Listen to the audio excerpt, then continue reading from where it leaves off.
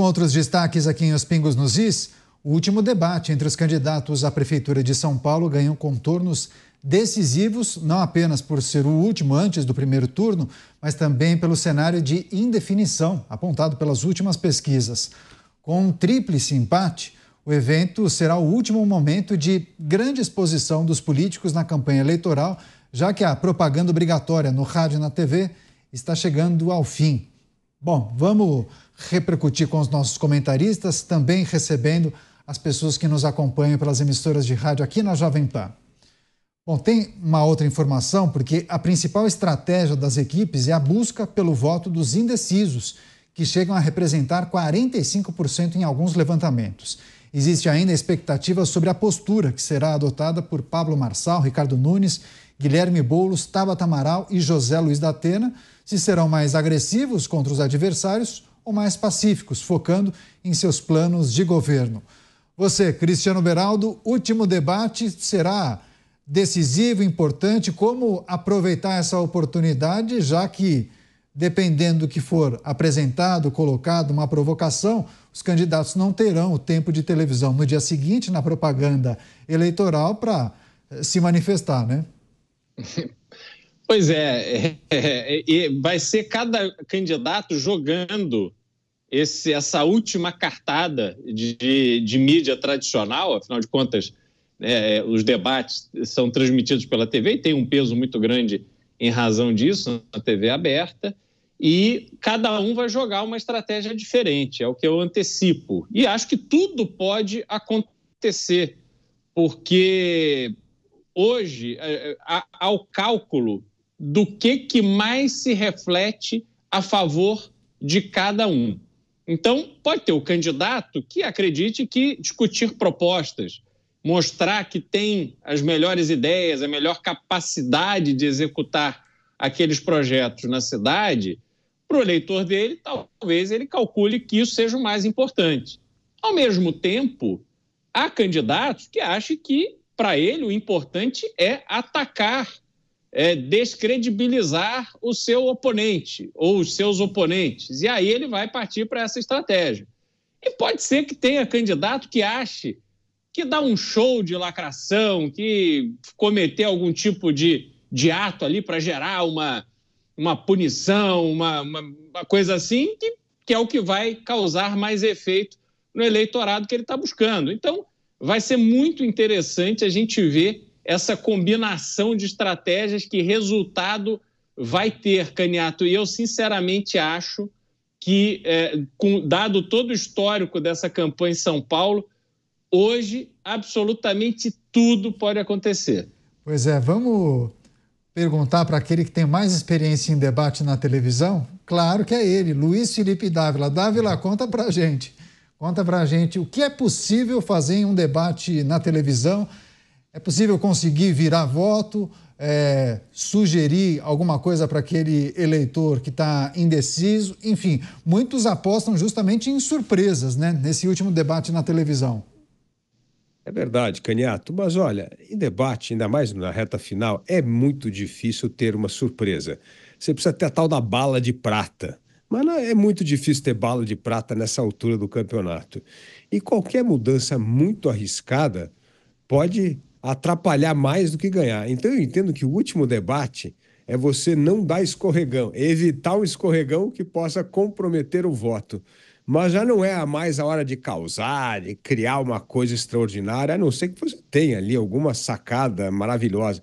Mas é raro isso acontecer. Então eu acho que esse debate vai ser um debate mais tranquilo. Por quê? Porque a pior coisa que seria você fazer uma coisa inusitada, por exemplo, uma cadeirada, que vai aumentar a sua rejeição na reta final da eleição. É óbvio que você não quer. Você quer ganhar o eleitorado, não espantar o eleitorado, tá certo? E segundo, que já foi exaustivamente explorado em todos os debates, todas as pegadas, ataques. Então, eu entendo que esse é um debate para você não escorregar feio. Se não escorregar feio, vamos ver quais são as tendências que estão ocorrendo aí. E, como bem disse o Beraldo, pode acontecer absolutamente tudo nesta eleição em São Paulo. Então, eu digo que é o debate de não escorregar. Você, Roberto Mota, sua reflexão e análise. Último debate na televisão, em destaque às eleições aqui em São Paulo, que, segundo as últimas pesquisas, um cenário completamente indefinido, um tríplice empate entre os três principais candidatos. Mota. Eu nunca participei de debates eleitorais na televisão como o Dávila, mas eu já participei de 2 campanhas. Eu fico olhando essas imagens que estão passando aqui do lado e fico pensando no sentimento, Dávila, né, que muitos desses candidatos têm de saberem que não tem chance nenhuma e continuam ali subindo no palanque, fazendo discurso, se abraçando, fazendo V da vitória, né? Recebendo as faturas do pessoal da campanha, né? Pagando, gastando a verba. Eu vou te dizer, é um sentimento que eu não invejo. Tem muita gente dando palpite sobre a eleição de São Paulo. Eu não vou arriscar palpite nenhum. Eu estou vendo que o Beraldo e o Dávila vieram para o meu time, né? Para o time da prudência. Dizem que os candidatos estão todos embolados, que o resultado está indefinido. Eu vejo de outra forma. Eu não sei se o resultado está indefinido. Eu acho que é difícil prever o resultado. É bastante diferente isso. Essa eleição me parece uma eleição muito diferente das outras eleições, né?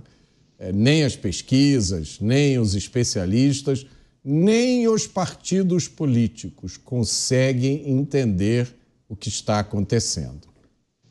Talvez o número de indecisos seja muito menor do que apontam os levantamentos. Talvez os eleitores já tenham decidido em quem vão votar. Eles só não estão vendo vantagem nenhuma em adiantar isso, em dizer isso. Estão preferindo guardar essa decisão para o dia da eleição, que eu tenho certeza, nós vamos cobrir aqui, vai ser repleto de emoções. Pegando a metáfora que o Cristiano Beraldo usou no outro comentário, vai ser igual o final de Copa do Mundo. Parece que vai mesmo. Agora, Beraldo, nessa reta final, eu tenho observado analistas e mesmo marqueteiros tratando de algumas questões que podem sugerir ou influenciar a decisão do eleitor nesses últimos dias. Alguns falam do tal do voto envergonhado. A gente não vai se atentar exatamente ou dar nome aos bois, mas falam do voto envergonhado quando a pessoa questionada por um entrevistador de um instituto não revela em quem ela deseja votar, fala que está indecisa ou até menciona o nome de um outro, mas chega ali na hora, na sessão eleitoral, registra um outro número. Tem a possibilidade de voto útil, candidatos que já estariam pregando voto útil, aquele não tem chance, vota em mim, que só eu tenho possibilidade de vencer aquele no segundo turno, alguma coisa assim. E também o voto seguro, né? É aquele candidato que não é a sua preferência, não é aquele que você mais gosta, mas você acaba votando nele, que seria um voto de segurança para talvez derrotar um outro, ou talvez ele tenha uma performance melhor no segundo turno. Enfim, queria que você analisasse também esses cenários em que muitos especialistas acabam elencando agora nessa reta final. Ô, Canhato, eu cresci no Rio de Janeiro e meu pai era fluminense. Então, eu comecei, criança ainda, a torcer para o Fluminense. E eu me decepcionei tantas vezes com o Fluminense que eu virei esse torcedor envergonhado. Quando me perguntavam, quando eu era jovem, quando perguntavam que time eu torcia, eu falava que eu não gostava de futebol, né? Aí você tem o caso, que é aquele que você torce contra o outro, né? Então, o tricolor carioca, ele sempre torce contra o Flamengo. Não importa quem joga contra o Flamengo, o tricolor carioca está lá torcendo para o Flamengo perder. E aí tem a outra situação, que é o seguinte: qualquer time brasileiro que jogar contra um time argentino, você torce pelo time brasileiro, porque tem a obrigação de vencer o time argentino. Então, esses paralelos com o futebol, infelizmente, você consegue sempre alocar nessa realidade eleitoral brasileira, né? E o que a gente está vendo aqui, na verdade, é isso. Você tem a política brasileira se tornou esse ambiente onde há muito amor e ódio, não é? Então, a pessoa pode... Eu acho que esse voto envergonhado, né, que a gente falou, ele está muito ligado a isso. Falar, eu não gosto daquela ideologia, eu não gosto daquele pensamento, então eu vou votar nesse candidato aqui. Mas esse candidato aqui também já andou fazendo tanta coisa errada que eu vou ficar na minha. Eu lá na urna sozinho, eu vou ali e manifesto a minha repulsa àquele outro candidato. Você tem as pessoas que simplesmente desinteressadas pela política, elas podem até fazer o contrário, candidato, manifestar, não, vou votar no fulano e tal, não sei o quê, mas elas não vão, às vezes, sair de casa para votar, porque não há praticamente uma punição real para quem não vota. Você está falando de uma multa absolutamente irrisória, que deve custar o valor de uma passagem de ônibus, e que as pessoas não votam e não tem muita consequência nisso. Então, assim, infelizmente...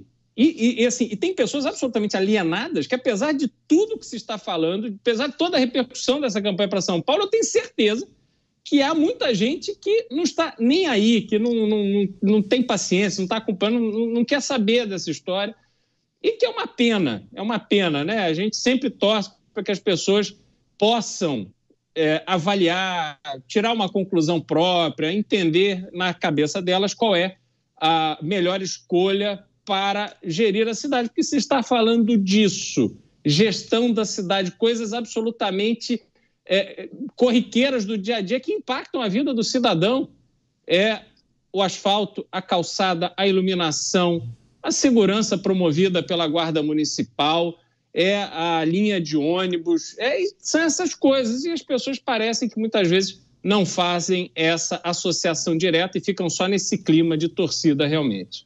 Só uma informação, a última vez você se referiu a essa multa e falou em R$4, eu preciso só atualizar o valor. A pessoa vai ter que fazer uma guia de recolhimento da União no valor de R$3,51 para cada turno, viu, Berato? Só aqui informação para o nosso público. Agora você, Dávila, voto útil, voto envergonhado e o voto seguro. Enfim, algumas coisas que analistas começaram a destacar nos últimos dias, que isso pode mexer com a dinâmica do voto. E me lembro que o Beraldo mencionou o caso de um candidato na eleição municipal realizada em 2020, ele acabou surpreendendo, apareceu com um número muito superior ao que as pesquisas apontavam, e eu também me lembro do caso de Ciro Gomes e Simone Tebet, né? No final das contas, Ciro Gomes aparecia em terceiro lugar em todas as pesquisas, na abertura das urnas ele acabou ficando em quarto. Aí nós precisamos olhar duas coisas importantes. A primeira é o seguinte, você vê que não teve muito erro com os dois líderes na campanha presidencial, com Jair Bolsonaro e Lula. O que acontece é com o pelotão de baixo. O pelotão de baixo, isso é impossível de entender o que vai acontecer. Tem candidato que pode derreter e muito nesse pelotão de baixo na eleição de São Paulo, porque é isso. Vai chegar nessa reta final e concentra. E aí não é que errou, porque ali você tem que tentar acertar quem vai ganhar a eleição, tá certo? Mas se você pensar no terceiro, quarto, quinto, sexto colocado, é muito difícil. E esse voto geralmente derrete nessa reta final numa disputa muito acirrada. Por três coisas. Aí o que você mencionou. Primeiro, o que eu chamo do voto útil. O voto útil é aquele do que eu não quero que vá para o segundo turno. O segundo é o voto da mudança. Eu quero mudar, não quero saber nada dessa política que está aí. O meu voto é o voto da mudança. E o outro é o voto seguro, como você falou, que é assim, quer saber de uma coisa? A situação não está tão ruim e o negócio é manter as coisas do jeito que elas estão. Então, um quer preservar, o outro quer mudar e o outro é o voto utilitário, que é o voto útil. É quem eu não quero no segundo turno. Então, no fundo, é isso que vai determinar o voto no domingo. Qual é o seu humor? Você quer mudança? Você quer preservar as coisas do jeito que elas estão? Ou você desesperadamente não quer um outro candidato? São essas coisas que vão determinar. E isso faz com que esse segundo pelotão vai derreter. Eu tenho certeza que pode ter candidato que vai ter lá, sei lá, 5%, 6% e acabar com 1%. Mas isso não vai mudar esse voto embolado entre os três que estão liderando. Então, eu vejo que a pesquisa não consegue pegar a captação final do voto que migra na reta final. Quer saber? Não vou desperdiçar meu voto, eu vou votar ou na mudança ou na manutenção do jeito que as coisas estão, ou eu vou votar nessa pessoa porque eu não quero de jeito nenhum um terceiro que aí está ameaçando chegar no segundo turno. Então, e aí eu não acho que é o erro da pesquisa, aí eu acho que é o comportamento do eleitor na reta final. Por isso que o importante na pesquisa de amanhã é entender a tendência. Qual é a tendência? A tendência pode ditar, sim, um rumo mais para um lado ou para o outro.